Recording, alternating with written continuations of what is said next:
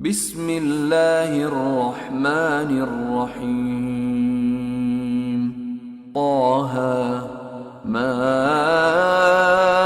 أنزلنا عليك القرآن لتشقى إلا تذكرة لمن يخشى تنزيلا ممن خلق الأرض والسماوات العلى الرحمن على العرش استوى له ما في السماوات وما في الأرض وما بينهما وما تحت الثرى وإن تجهر بالقول فإنه يعلم السر وأخفى الله لا إله إلا هو له الأسماء الحسنى. وهل أتاك حديث موسى إذ رأى نارا فقال لأهلهم كثوا إني آنست نارا لعلي آتيكم منها بقبس أو أجد على النار هدى. فلما أتاها نودي يا موسى إني أنا ربك فاخلع نعليك إنك بالوادي المقدس طوى وأنا اخترتك فاستمع لما يوحى إنني أنا الله لا إله إلا أنا فاعبدني وأقم الصلاة لذكري إن الساعة آتية أكاد أخفيها لتجزى كل نفس بما تسعى فلا يصدنك عنها من لا يؤمن بها واتبع هواه فتردى. وما تلك بيمينك يا موسى قال هي عصاي أتوكأ عليها وأهش بها على غنمي ولي فيها مآرب أخرى. قال ألقها يا موسى فألقاها فإذا هي حية تسعى. قال خذها ولا تخف سنعيدها سيرتها الأولى واضمم يدك إلى جناحك تخرج بيضاء من غير سوء آية أخرى لنريك من آياتنا الكبرى. اذهب إلى فرعون إنه طغى قال رب اشرح لي صدري ويسر لي أمري واحلل عقدة من لساني يفقه قولي واجعل لي وزيرا من أهلي هارون أخي أشدد به أزري وأشركه في أمري كي نسبحك كثيرا ونذكرك كثيرا إنك كنت بنا بصيرا. قال قد أوتيت سؤلك يا موسى ولقد مننا عليك مرة أخرى إذ أوحينا إلى أمك ما يوحى أن اقذفيه في التابوت فاقذفيه في اليم فليلقه اليم بالساحل يأخذه عدو لي وعدو له وألقيت عليك محبة مني ولتصنع على عيني إذ تمشي أختك فتقول هل أدلكم على من يكفله فرجعناك إلى أمك كي تقر عينها ولا تحزن وقتلت نفسا فنجيناك من الغم وفتناك فتونا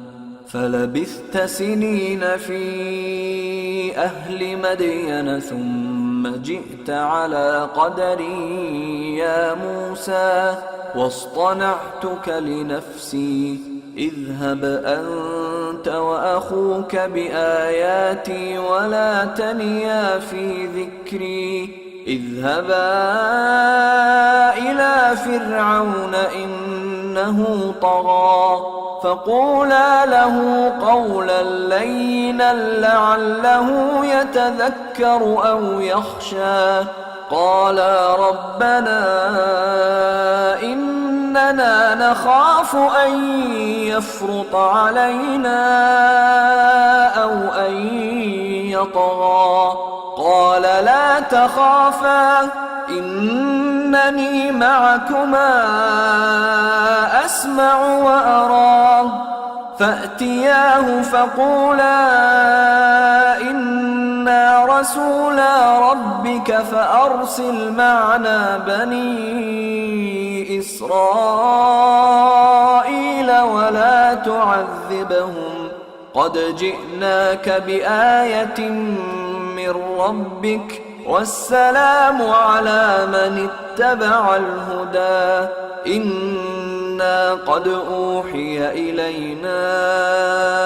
أن العذاب على من كذب وتولى قال فمن ربكما يا موسى قال ربنا الذي أعطى كل شيء خلقه ثم هدى قال فما بال القرون الأولى قال علمها عند ربي في كتاب لا يضل ربي ولا ينسى الذي جعل لكم الأرض مهدا وسلك لكم فيها سبلا وأنزل من السماء ماء فأخرجنا به أزواجا من نبات شتى كلوا وارعوا أنعامكم إن في ذلك لآيات لأولي النهى منها خلقناكم وفيها نعيدكم ومنها نخرجكم تارة أخرى ولقد أريناه آياتنا كلها فكذب وأبى قال أجئتنا لتخرجنا من أرضنا بسحرك يا موسى فلنأتينك بسحر مثله فاجعل بيننا وبينك موعدا لا نخلفه نحن ولا أنت مكانا سوى قال موعدكم يوم الزينة وأن يحشر الناس ضحى فتولى فرعون فجمع كيده ثم أتى قال لهم موسى ويلكم لا تفتروا على الله كذبا فيسحتكم بعذاب وقد خاب من افترى فتنازعوا أمرهم بينهم وأسروا النجوى قالوا إن هذان لساحران يريدان أن يخرجاكم من أرضكم بسحرهما ويذهبا بطريقتكم المثلى فأجمعوا كيدكم ثم أتوا صفا وقد أفلح اليوم من استعلى قالوا يا موسى إما أن تلقي وإما أن نكون أول من ألقى قال بل ألقوا فإذا حبالهم وعصيهم يخيل إليه من سحرهم أنها تسعى فأوجس في نفسه خيفة موسى قلنا لا تخف إنك أنت الأعلى وألق ما في يمينك تلقف ما صنعوا إنما صنعوا كيد ساحر ولا يفلح الساحر حيث أتى فألقي السحرة سجدا قالوا آمنا برب هارون وموسى قال آمنتم له قبل أن آذن لكم إنه لكبيركم الذي علمكم السحر فلأقطعن أيديكم وأرجلكم من خلاف ولأصلبنكم في جذوع النخل ولتعلمن أينا أشد عذابا وأبقى قالوا لن نؤثرك على ما جاءنا من البينات والذي فطرنا فاقض ما أنت قاض إنما تقضي هذه الحياة الدنيا إنا آمنا بربنا ليغفر لنا خطايانا وما أكرهتنا عليه من السحر والله خير وأبقى إنه من يأت ربه مجرما فإن له جهنم لا يموت فيها ولا يحيا ومن يأته مؤمنا قد عمل الصالحات فأولئك لهم الدرجات العلى جنات عدن تجري من تحتها الأنهار خالدين فيها وذلك جزاء من تزكى ولقد أوحينا إلى موسى أن أسر بعبادي فاضرب لهم طريقا في البحر يبسا لا تخاف دركا ولا تخشى فأتبعهم فرعون بجنوده فغشيهم من اليم ما غشيهم وأضل فرعون قومه وما هدى يا بني إسرائيل قد أنجيناكم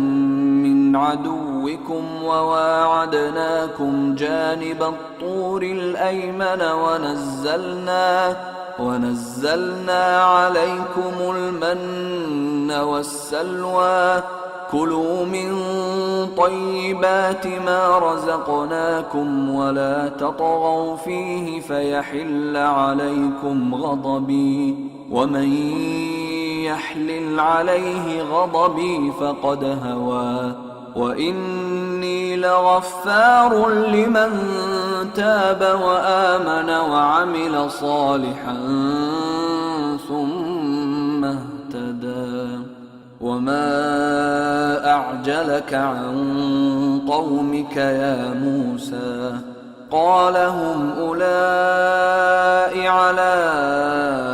أثري وعجلت إليك رب لترضى قال فإنا قد فتنا قومك من بعدك وأضلهم السامري فرجع موسى إلى قومه غضبان أسفا قال يا قوم ألم يعدكم ربكم وعدا حسنا أفطال عليكم العهد أم أردتم أن يحل عليكم غضب من ربكم فأخلفتم موعدي قالوا ما أخلفنا موعدك بملكنا ولكننا حملنا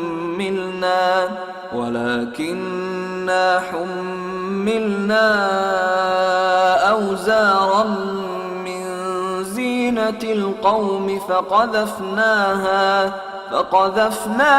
فكذلك ألقى السامري فأخرج لهم عجلا جسدا له خوار فقالوا هذا إلهكم وإله موسى فنسي أفلا يرون ألا يرجع إليهم قولا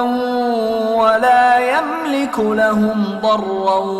ولا نفعا ولقد قال لهم هارون من قبل يا قوم إنما فتنتم به وإن ربكم الرحمن فاتبعوني وأطيعوا أمري قالوا لن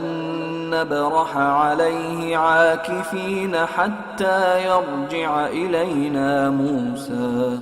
قال يا هارون ما منعك إذ رأيتهم ضلوا ألا تتبعني أفعصيت أمري قال يا ابن أم لا تأخذ بلحيتي ولا برأسي إني خشيت أن تقول فرقت بين بني إسرائيل ولم ترقب قولي قال فما خطبك يا سامري قال بصرت بما لم يبصروا به فقبضت قبضة من أثر الرسول فنبذتها وكذلك سولت لي نفسي قال فاذهب فإن لك في الحياة أن تقول لا مساس وإن لك موعدا لن تخلفه وانظر إلى إلهك الذي ظلت عليه عاكفا لنحرقنه ثم لننسفنه في اليم نسفا إنما إلهكم الله الذي لا إله إلا هو وسع كل شيء علما كذلك نقص عليك من أنباء ما قد سبق وقد آتيناك من لدنا ذكرا من أعرض عنه فإنه يحمل يوم القيامة وزرا خالدين فيه وساء لهم يوم القيامة حملا يوم ينفخ في الصور ونحشر المجرمين يومئذ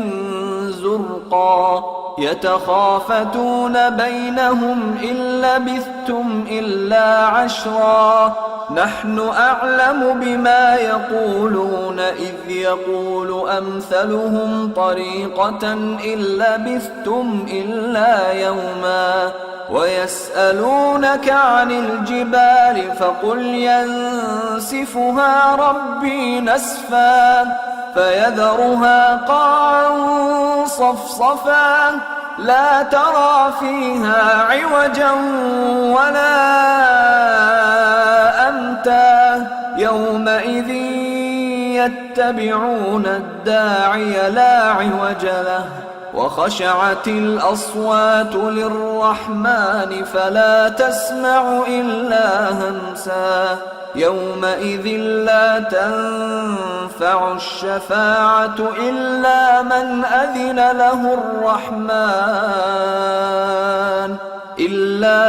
أذن له الرحمن ورضي له قولا يعلم ما بين أيديهم وما خلفهم ولا يحيطون به علما وعنت الوجوه للحي القيوم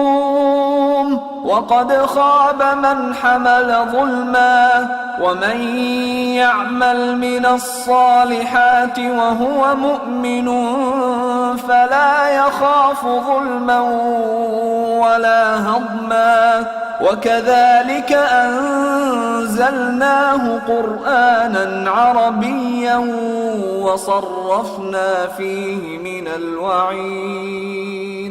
وصرفنا فيه من الوعيد لعلهم يتقون أو يحدث لهم ذكرا فتعالى الله الملك الحق ولا تعجل بالقرآن من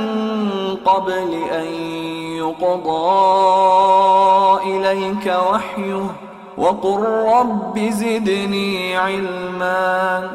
ولقد عهدنا إلى آدم من قبل فنسي ولم نجد له عزما وإذ قلنا للملائكة اسجدوا لآدم فسجدوا إلا إبليس أبى فقلنا يا آدم إن هذا عدو لك ولزوجك فلا يخرجنكما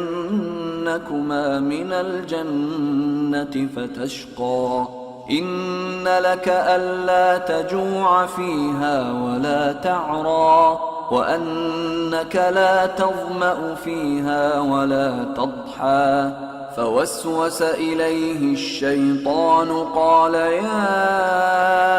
آدم هل أدلك على شجرة الخلد وملك لا يبلى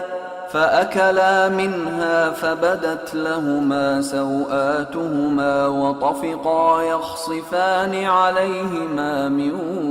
ورق الجنة وعصى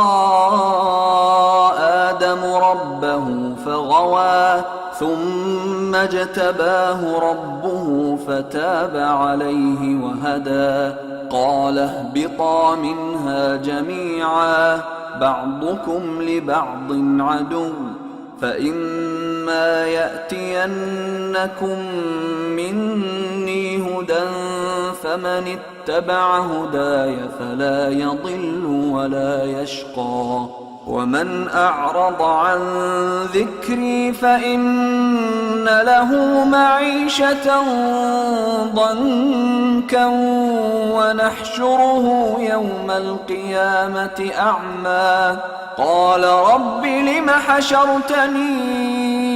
أعمى وقد كنت بصيرا قال كذلك أتتك آياتنا فنسيتها وكذلك اليوم تنسى وكذلك نجزي من أسرف ولم يؤمن بآيات ربه ولعذاب الآخرة أشد وأبقى أفلم يهد لهم كم أهلكنا قبلهم من القرون يمشون في مساكنهم إن في ذلك لآيات لأولي النهى ولولا كلمة سبقت من ربك لكان لزاما وأجل مسمى فاصبر على ما يقولون وسبح بحمد ربك قبل طلوع الشمس وقبل غروبها ومن آناء الليل فسبح وأطراف النهار لعلك ترضى ولا تمدن عينيك إلى ما متعنا به أزواجا منهم زهرة الحياة الدنيا لنفتنهم فيه ورزق ربك خير وأبقى وأمر أهلك بالصلاة واصطبر عليها لا نسألك رزقا نحن نرزقك والعاقبة للتقوى وقالوا لولا يأتينا بآية من ربه أولم تأتهم بينة ما في الصحف الأولى ولو أنا أهلكناهم بعذاب من قبله لقالوا ربنا لولا أرسلت إلينا رسولا فنتبع آياتك من قبل أن نذل ونخزى قل كل متربص فتربصوا فستعلمون من أصحاب الصراط السوي ومن اهتدى.